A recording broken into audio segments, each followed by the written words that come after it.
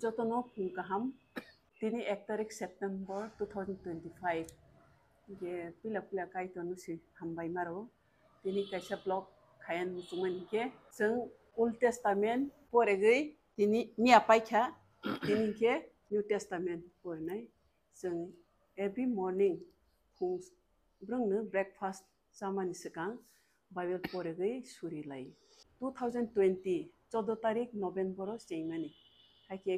chapter কোনো সময় ke chapter kaisa কোনো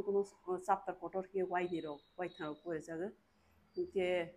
obuhain se regular pore malia pararok thangke pore jagya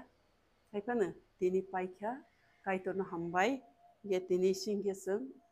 New Testament smai katalno pore nai ke hambai jotono sing asole samai kasam 2020 November simi porile ma thing tongo kamo ke regular to ngi man laya kono samya boro thangja khangai abo gap ngi thango aipono जों मिया जरा पाइले मानखा समाय कसामनो गाय समाय कताल तिनि सिमि चेंनाय गाय ओ बसकांनि समाय कसाम समाय कताल परिथनो काइतरसनो हामारि फ्लाइटो परि थामा बयनिया जों गाहामके बुजिना बनांगौ गा बुजिथानि हयतो सिनि गोबां मा तंगै मानो तंगो आइपनो तफानो जों नायनाय बसकांनि ओ समाय कसामनो गाहाम क्लाइनाय line by line pori winai abono bujinan ni sing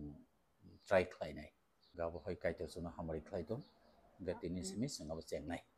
ton saimana smai katal tam boy by say Matthew ke santini si chapter 1 sim sine Khatung zakha boy to na harin jeng phai na salo